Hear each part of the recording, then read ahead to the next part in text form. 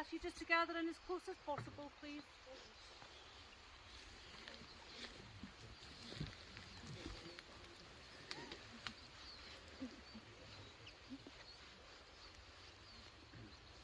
Ladies and gentlemen, please come as close as you possibly can.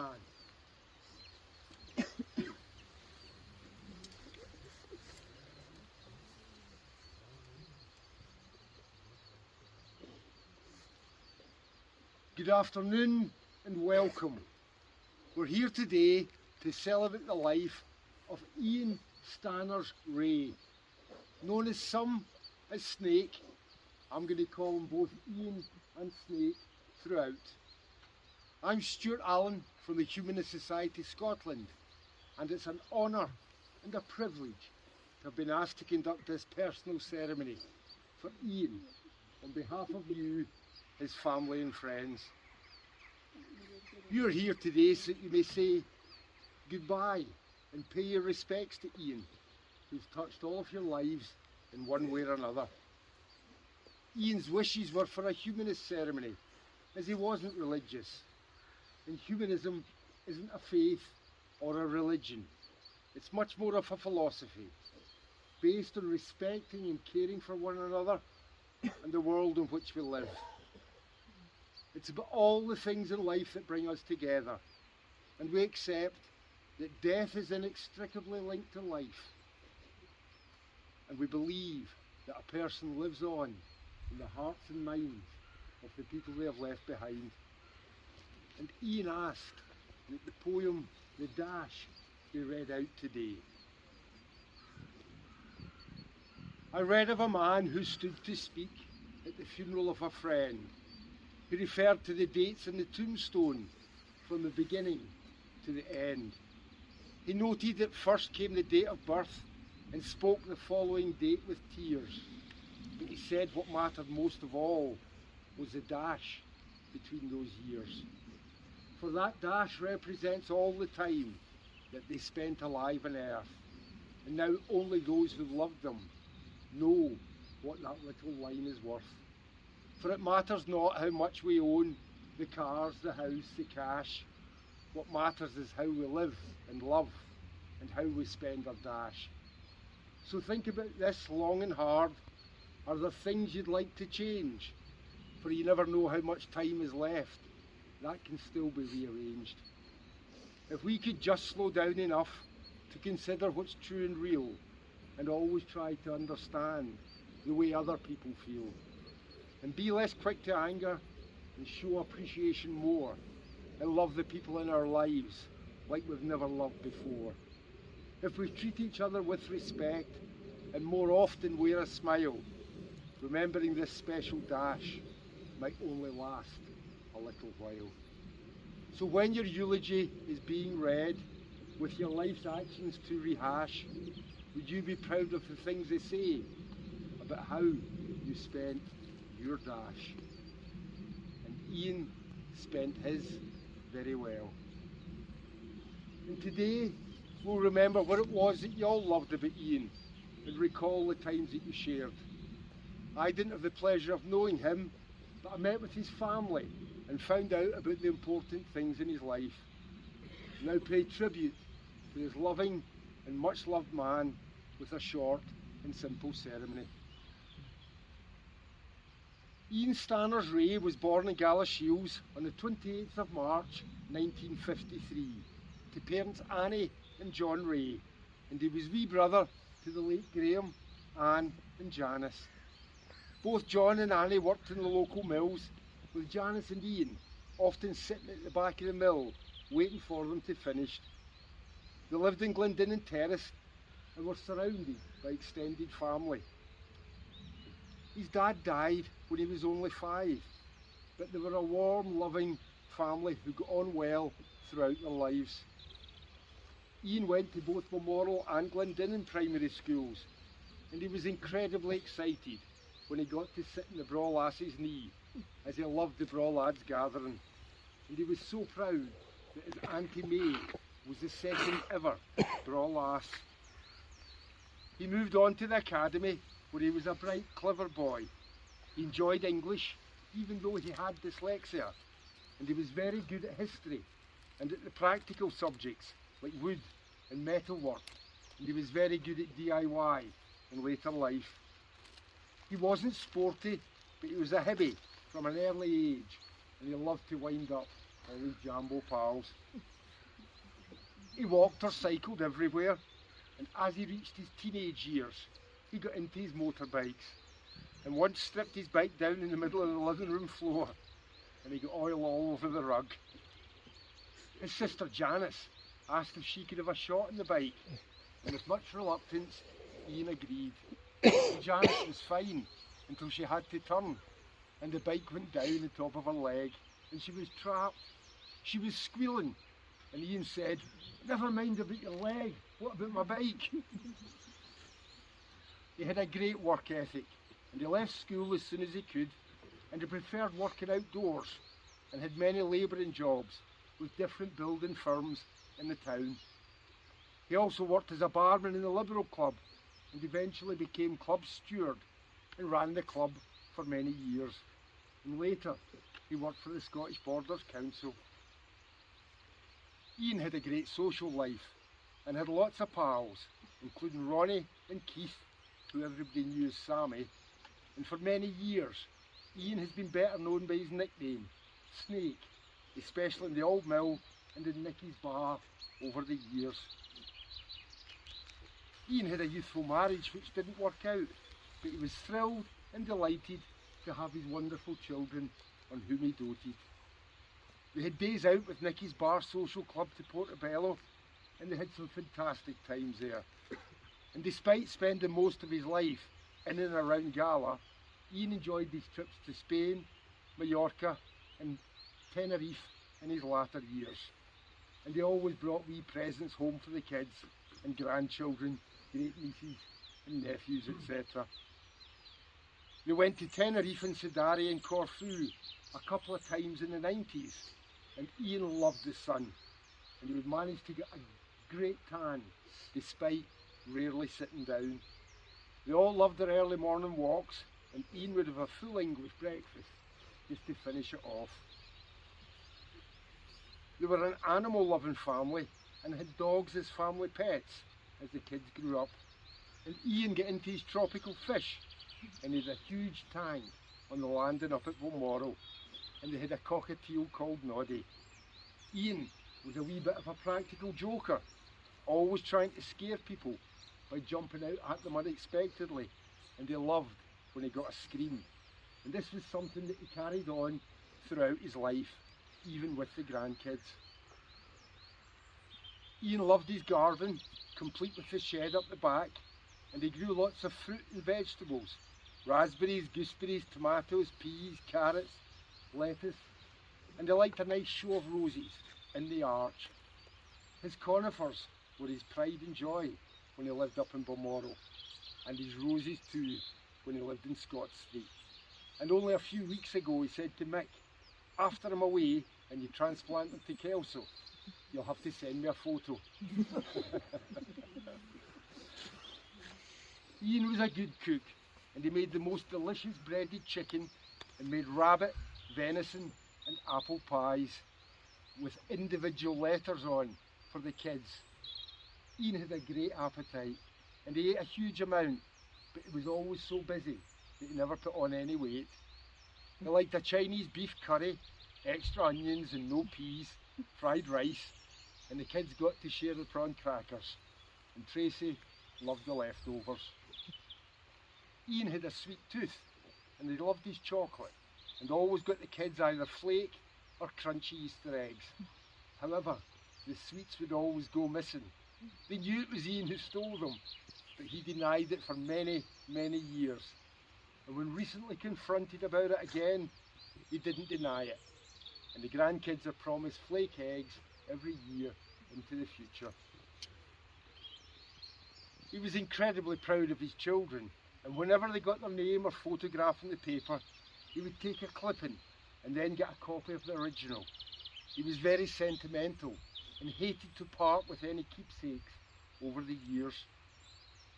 Ian was a good dad and supported his children in everything that they did.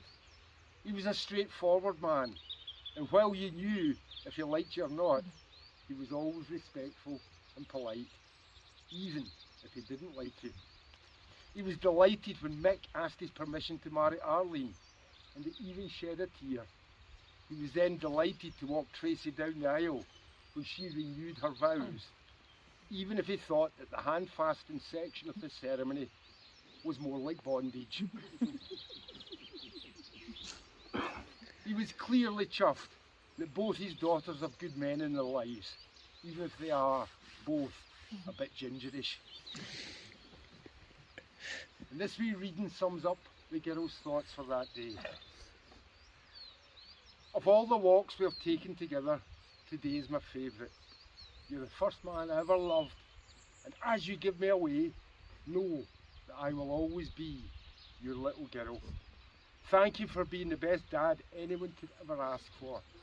I'm so blessed to have you walk by my side today and always, and I love you. He became a papa, firstly when Aidan was born, and then a granddad to Mia, Lucy and Harley. Ian loved spending time with his grandchildren and having them for sleepovers, and he would make a shopping list with lots of cakes, biscuits, which were Harley's favourite, and everyone else's favourite, chick tit. And he loved to spoil them.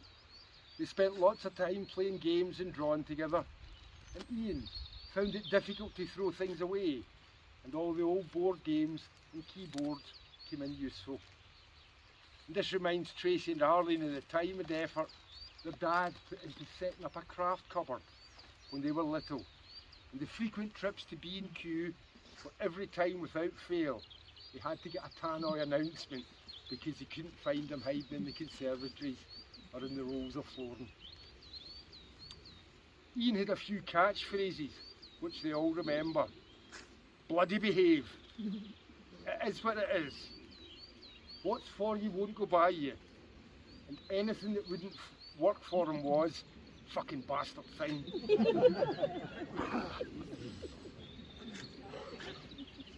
He was a football and rugby supporter too, and he had a Scotland tattoo on his bicep. Over the years, Ian had a number of lady friends, and as ever, he was a complete gentleman. He was incredibly discreet and never ever kissed the toe. Ian has had many great friends over the years too, including some smashing holidays in Tenerife with Nomi, Badger, Frank O'Donnell and all the crew. He also had a special holiday to visit with the kids to Australia to visit his brother Graham in 2002, and he was so pleased that they met as Graham passed away a year later. Australia continued to play an important part in his life, with many a trip to stay with Graham's friends, the Kellys and the Donahues, Mal and Denise, and they sent things back and forth over the years and became very much like family for Ian. Mark and Claire fondly remember Uncle Ian's kindness in giving them the keys to his house whilst he was away in Australia, with his carefree, just mind and leave it as you found it. Ian liked his books in history and the Second World War. His uncles Andrew and David both served, and Ian did some research into their service and managed to see a photograph of his Uncle David's grave in a war grave cemetery in Holland, online the night before he died. Ian will shortly join his dad, whose grave has been marked with a cornerstone from the Old Peel Hospital, and Mick has been tasked with making Ian and John's headstone to rest upon it. Ian was lucky and had good health for most of his life. However, around 3 or 4 years ago, he was diagnosed with throat and mouth cancer and had part of his tongue removed and replaced with material from his thigh. He was a fantastic patient, and with his good humour and gentlemanly ways, he hated being a pest or a burden and constantly apologised to the nurses for bothering them. And he ended up being one of their favourite patients. The operation was a success, and while he had to be fed by Peg for a while, he recovered most of his speech and was very happy. Ian was so independent and hated asking for help from anyone. In February, Ian was then diagnosed with esophageal cancer, and he was incredibly laid back and philosophical about it. And for him it was, what will be, will be. Arlene and Tracy honoured him in life and death, and when they discovered the only thing on his bucket list was to have a flight in a helicopter, they organised a helicopter ride with Arlene, Mia and Lucy above Perth and Kinross, and they had a smashing time. They supported his wishes to remain at home till the very end and made it possible for him to do so.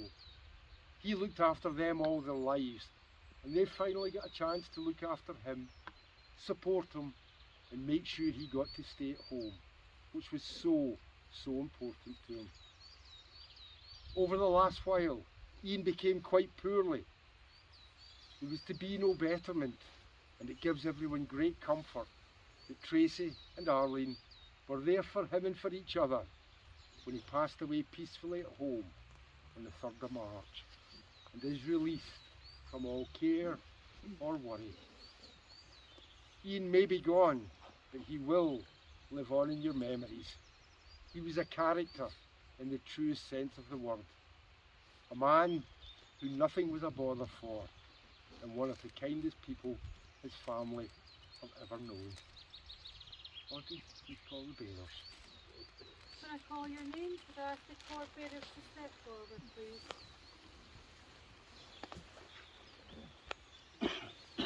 Arlene.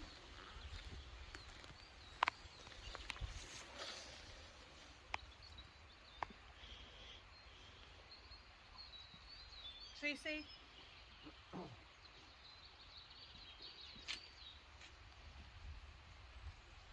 Scott.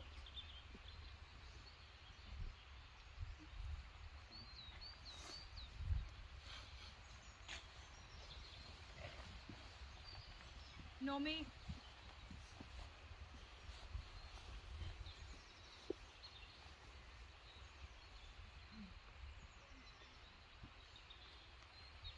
Alan.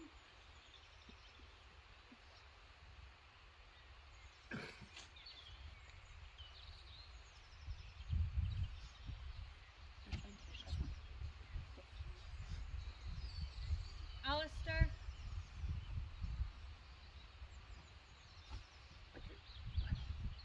Mark.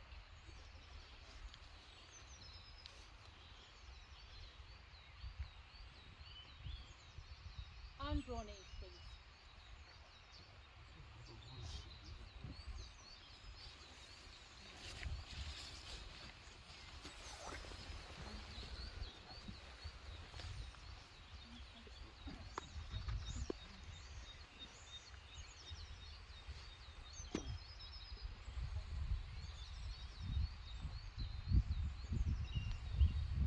Ladies and gents, I could ask you to gently raise the coffin and then lower it forward side to your hand.